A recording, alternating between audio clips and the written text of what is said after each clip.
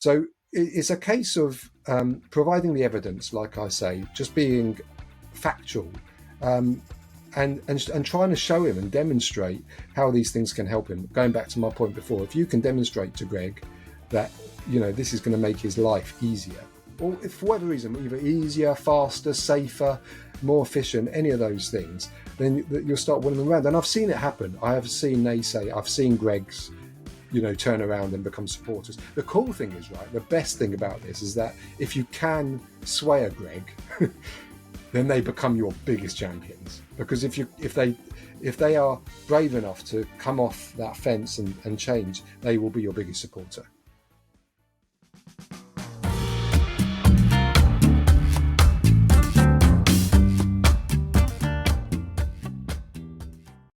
Welcome to the Beyond Deadlines podcast, where we tackle challenges that planning and schedule leaders come across on a day-to-day basis.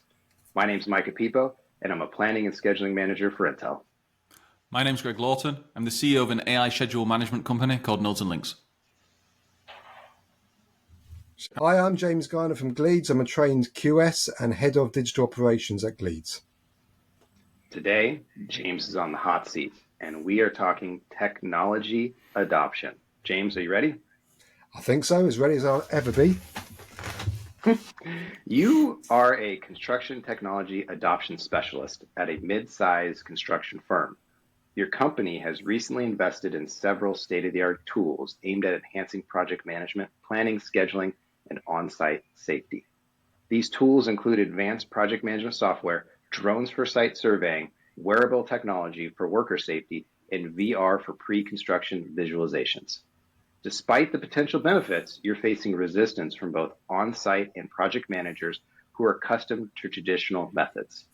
Your challenge is to develop and execute a plan that ensures widespread adoption and effective utilization of these technologies across all upcoming projects. How do you do it? Wow. Okay. How do you do it? So we're actually talking about a cultural issue here rather than a tech issue. That's the first thing I'd recognize. And I think this is a really real challenge in the industry right now. This is what a lot of people are going through because the tech's there. We've made huge strides in terms of the tech available. And when I talk to people, I think, that is the issue. How do we get it into people's hands and get people to trust the tech? And there's various barriers. Some of it may be a trust thing. Some of it may be a fear thing. So the first thing I would do before anything else is you've got to find out the state of the nation. So I'd start off with some kind of assessment, like call it a data maturity assessment or whatever you call it, skills assessment, but some kind of survey of the organization to find out where people are, because you don't know what you don't know until you've done that. And when I've done that before, you often find out, there's the naysayers, they'll always be there, but you'll also pick up a few champions along the way that you might not know about. And they are going to be valuable in the rolling it out, because if you can get a few real life champions to help with the case studies and help with the implementation, that's worth its weight in gold. So that's the first thing I'd do. Well, let me jump in and challenge you a little bit on that, on your initial part where you said it's a cultural issue, not a tech issue. Can you speak a little bit more about that? What if I played devil's advocate and said, well, what if the tech was just better? Well, I think that often the tech is just better. So when I say that it's a cultural issue, I think that, going back maybe a decade ago, there would be an argument with a lot of these processes that the tech's trying to replicate, that it was worse or more cumbersome than doing it the traditional way. That's no longer the case. In most of the kind of examples that we could look at, it's almost beyond a doubt that the technology is a better way of doing things because it's faster, it's more efficient, it's safer, etc., etc. So that what I mean by that is that's no longer the challenge. It's the convincing people that that's the case, that's the challenge, and that's a human thing rather than a tech thing, and how you can actually demonstrate that to people. And there's various ways. Some people you can demonstrate it to, and they still won't believe you because it's in their mind, and they've decided that they are not going to adopt this. It may be an age thing or it may be a fear thing, but it's very hard to break people down, and there's not a one size fits all approach to try and make people come around the other side. So that's what I mean by it's a cultural thing. It would have been a tech thing, and I'm not saying these are all. What's your definition of a What's your definition of a cultural thing here. I, yeah, well, I, and that varies again to person. So a cultural thing, it may be a case of people coming towards the end of their career, just saying that I don't want to have to change the way I've done things for my entire career. For other people, it may be a fear of being replaced, a fear of this technology taking my job. For other people, it just might be really disorganized. They haven't got time. So it will depend from person to person. But it's the best way to describe it is it's a human thing. It's something based in the. It wouldn't necessarily need to be tech that's replacing them. It could be just a different methodology, and it'd have the exact same impact. I remember, going back to, people adopting things like for QSs, we'll know around NRM, and people who had grown up with a different code, which was SMM in the UK. Very similar thing. People didn't want to adopt it. That had nothing to do with tech. That was just a different workflow or a different code. So it's very similar to that. That's what I mean by culture. Okay, so it's a one thing, and you said something quite interesting in there about people being disorganized and not having time. What I'd probably classify that, I'd probably personally not classify that as cultural. I'll classify that as prioritization. Yeah. So yeah. you've got kind of three problems. You've got is the technology good problem? So the tech can do the job. The second is the prioritization of the organization, and the third is the want of the people. So let's say you've taken the first two off the table. How do you change people's perceptions? How do you make them want to do something different? Yeah. And again, no one size fits all, but I think a lot of it is around it's the case studies. So that, you asked me what I would do. It's the demonstrating. We all suffer from that FOMO. If you can see your colleague going home on time and he's had the same output of work as you, and you're sitting there at your desk slaving away, you're soon going to wake up. It's things like that have the impact. Demonstrating it, proper proof, and this is why case studies are so important. And going back to the assessment, where you can find those champions within your business, and I guarantee you've all got them. They may be hiding away, but there's all these really cool people, really clever people that you don't necessarily know about that can help with that. Showcasing and providing evidence and providing case studies to people so they can say, oh, okay, I see what that can do for me. And it always comes down to a really basic human emotion, right? I want to do more with less time so I can it might be because they want to get home. It might be because they want to do more. It might be for whatever reason, but it's always a case of trying to do more with less time. Oh, Okay. that makes a ton of sense. Let's move this on a little bit. You've done your site survey or your survey, and you've gotten your responses back. You maybe have found a couple champions, but then this construction project manager named Greg Lawton just absolutely trashes what you're doing in your survey in a very nice professional manner. He says, doesn't work, points out all the issues with it, and is basically a roadblock to you moving forward. Yeah. How would you handle an individual like Greg? Right. And that will happen, right? I guarantee with any survey you do, you will always have a Greg. And always have a Greg. So, such a pain. And there's two ways of dealing with it. Now, what you've got to realize, you're not going to please everyone all the time, right? So there's some people but you shouldn't let that dissuade you from carrying on. And you should still engage with Greg, but you don't, just because you're not going to persuade him doesn't mean that the rest of it is not still valid.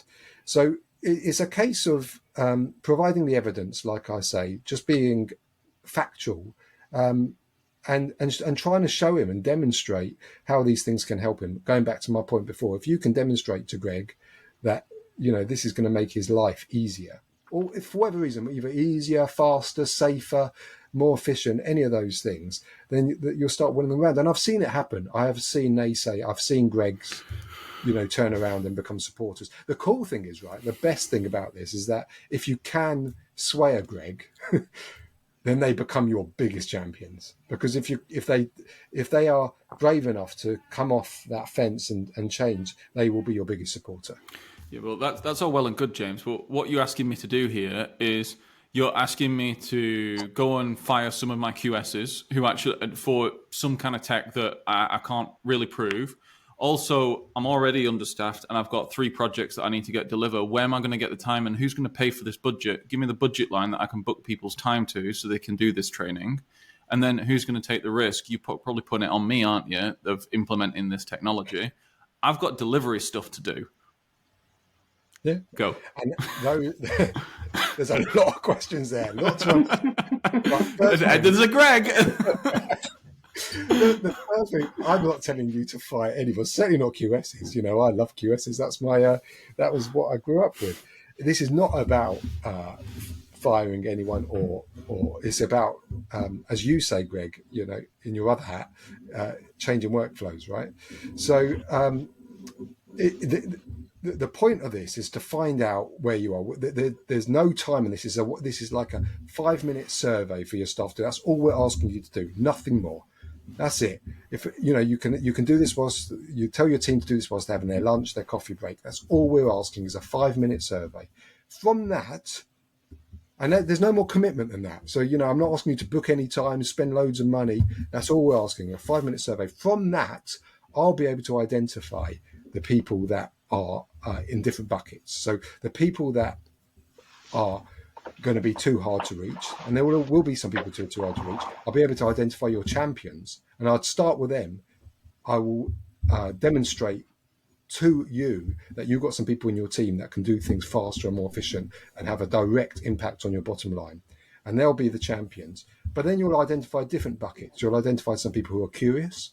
You'll identify some people who are, you know, really want to get into this, and we could then make a case to show you that it's worth spending some training, and some of this training is very cheap. In fact, in England, some of it's funded by the government to actually improve their skills so they can become like their champions. So it'll be an iterative process. No one's telling you to go straight in now. It won't have any impact on you initially. This is just, all I'm asking you to do is come on a little journey and spend a few minutes just to find out where you are. Because you might be surprised.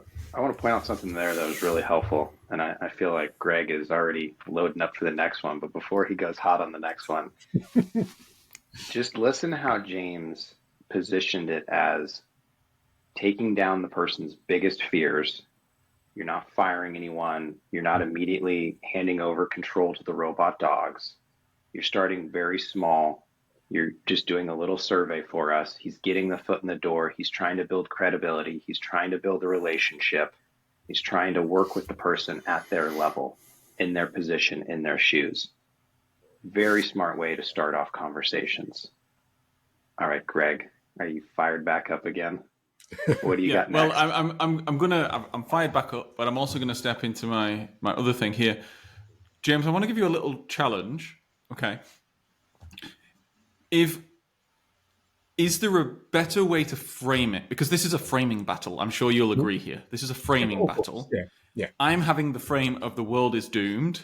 You've got the frame of no, it isn't. The world is a great place.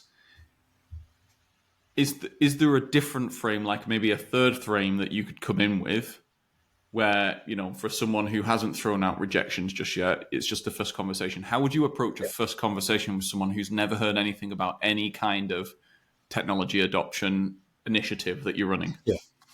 And that's kind of what I said. There is not a one size fits all. So you've got to tailor your response to different people. So, you know, the person who isn't necessarily a naysayer, just is uneducated, doesn't know about these things, will be a very different approach. And that will be more around the conversation. Just, you know, did you know? Did you know about these things? And, you know, we do a lot of lunch and learns. So, you know, 1 hour session just over the lunch breaks, just to sort of break the ice and show people. And that can lead to some really interesting follow-up conversations. So I think you've got to, and it gets really difficult when you're doing it to a large group of people, because you'll have a mixture of these people. You'll have the advocates, you'll have the naysayers, and you'll have the educators, and that makes it harder. The one-to-one conversations are actually easier because you can frame it exactly as you said, Greg, to the person that you're talking to. Got it. Okay. So I'll go back into now rejectful Greg. Let's call it rejectful Greg. Okay. Oh, he's back, is he? Fearful Greg is a better one, actually. Fearful Greg. Okay. So, right. So I'm not having to fire anyone right now. Yeah, but like this tech, it doesn't even work. It doesn't even work. So, like, why are we dropping tools and techniques that we've used for decades that we know work? And by the way, if I don't hit my targets, we're screwed. So, why are we introducing risk into the business? Are you going to take the risk?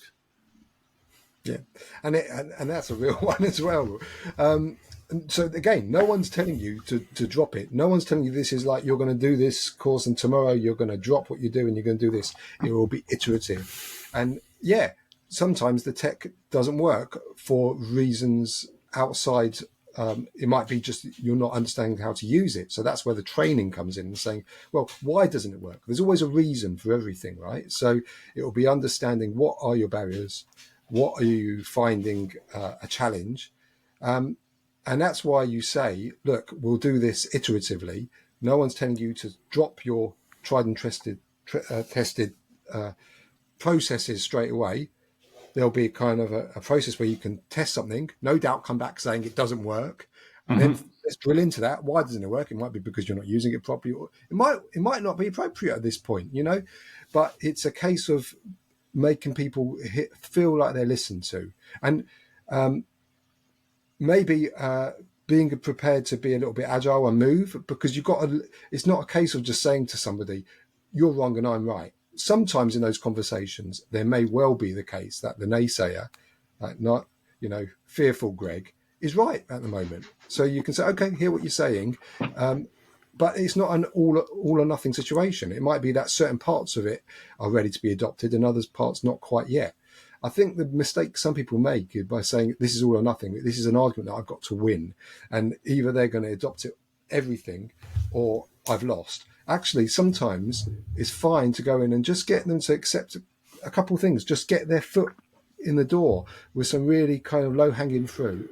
And then that will just improve their confidence. So, I don't look at this thing like, a battle that I've got to win. People come into this in their own time as well. Okay. That's interesting. So one thing that I'll go ahead, Jade. Go ahead, Greg.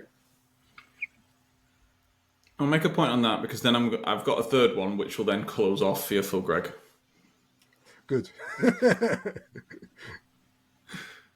you got a question, Micah? Because you can clip this. Oh, yeah. No, let me. And this may take us on a little bit of a tangent, but one of the best approaches I've seen is doing the processes in parallel, the old with the new, doing them independent on almost two different projects, and then basically A/B testing them, and then coming back and being able to compare them.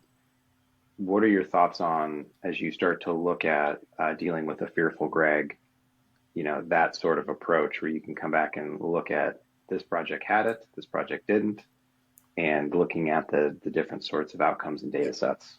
Yeah, so it's a measuring output, because that's what you have to provide evidence, and I think that's where pilot projects are really important. So getting people, and that might be those champions that we've identified earlier, but if you can get fearful Greg to say, well, look, let's just do a pilot project, one of your projects, that's a really good way of doing it, and then measuring it, working out with them what are the criteria for success on your project, because there's no point in doing that afterwards because there's no consensus. You have to agree with that person that what is important to you now. It may be time, it may be cost, it may be quality of the product, but agreeing with them what they would like to see as a KPI, and then doing the pilot project, and then that can be a way of proving that this new way of working is better or not.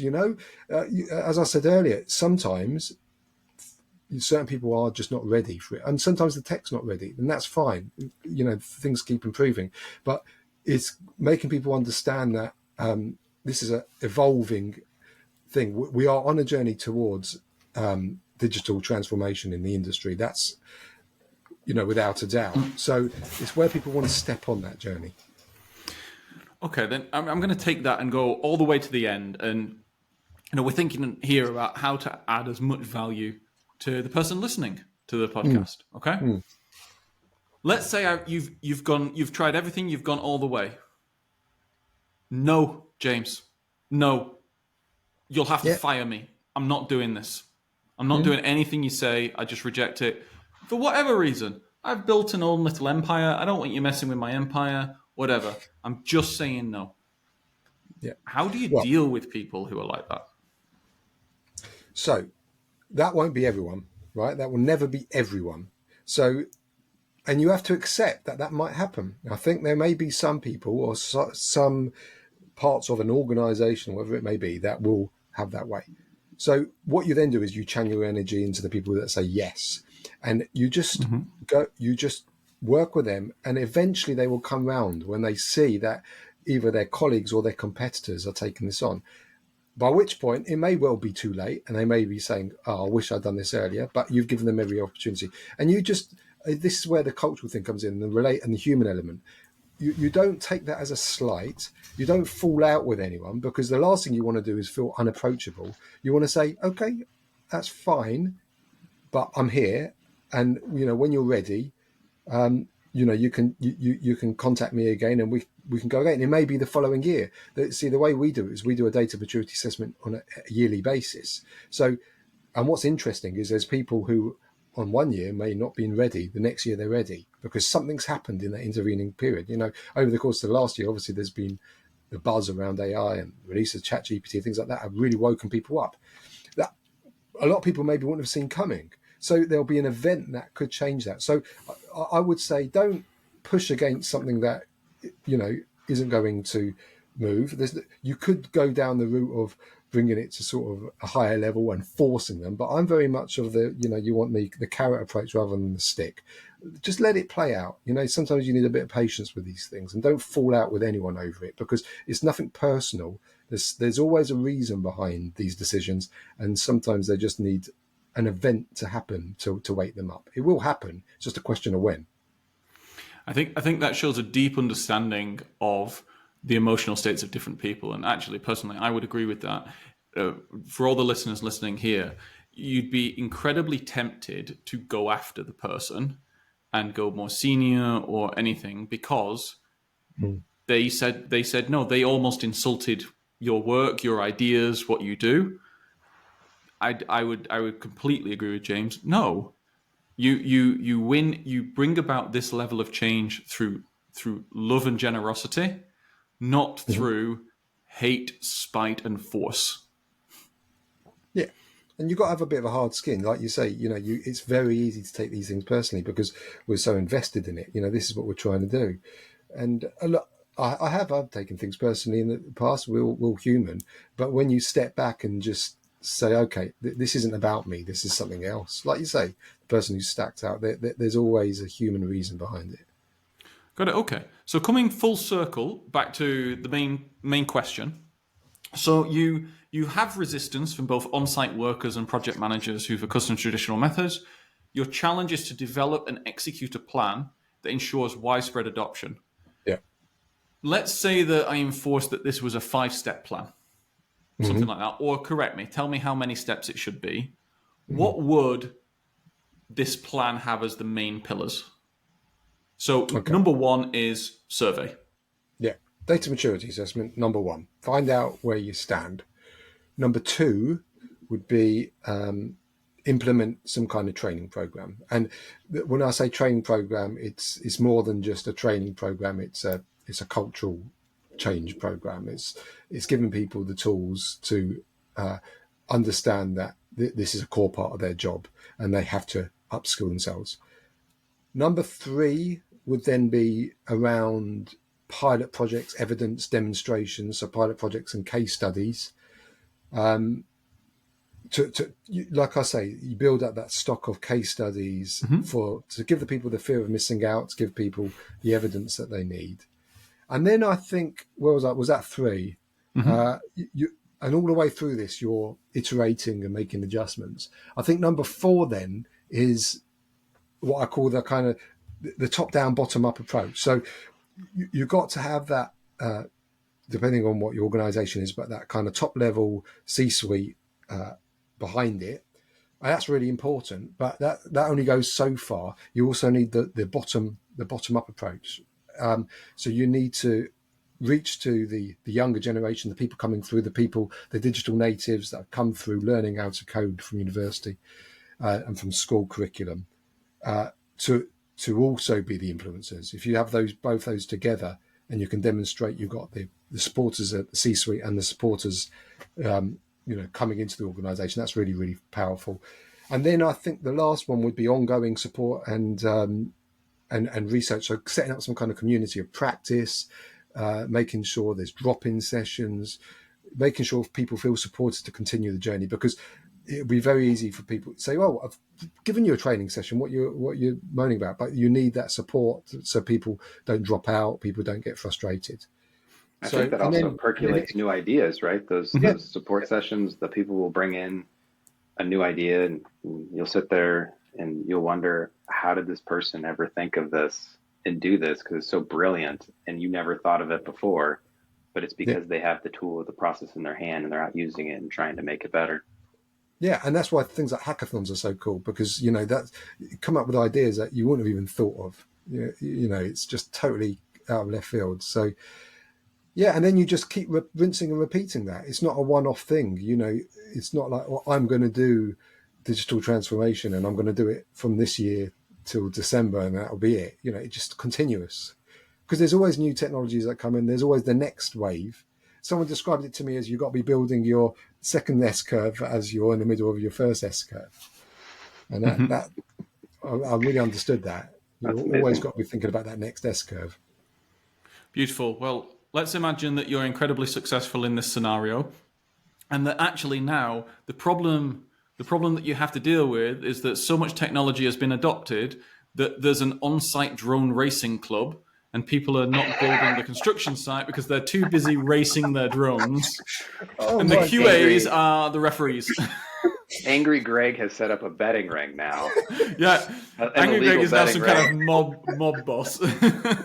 Well, firstly, what's not to like about that? I think if people have got time to be racing drones, then we've succeeded. Let them have a bit of fun. What about a bit of fun? I got 20 on the blue one. It looks like it's got upgraded fans.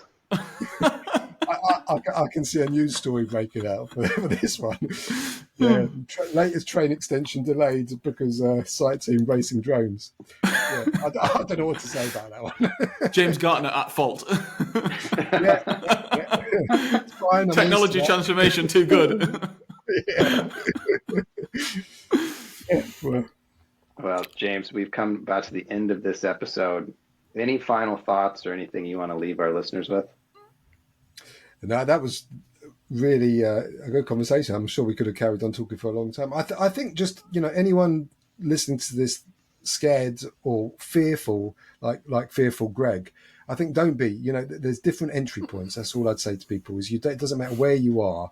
There's no harm in dipping your toe in the water. There's plenty of educational resources out there. There's lunch and learns. There's courses, and it's really, really easy just to put your feet in the water and see what the temperature's like and see where you stand. So go for it, I'd say. And James, you're on LinkedIn. You have a brilliant newsletter. Is there any other place that we can share where people can find you, learn more about you and the work you're doing? No, LinkedIn's the best place, and then from there you can subscribe to my newsletter.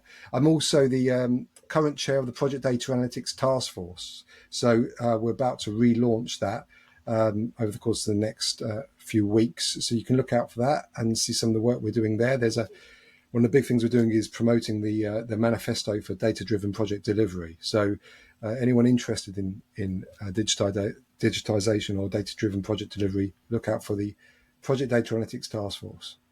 Perfect. We'll put all of those links in the show notes. Fantastic. Most systems you're on, those will be below, folks. So go click on the links, go see what James is up to. He is doing amazing work, and we loved having him on the show today. Well, folks, for us at Beyond Deadlines, that is all this week. As usual, if you liked it, please subscribe. If you really liked it, please share with a friend and go check out some of our other content as well. We have 2 newsletters, and I may be a little biased here, but they're awesome. So for us, Beyond Deadlines, see you next week.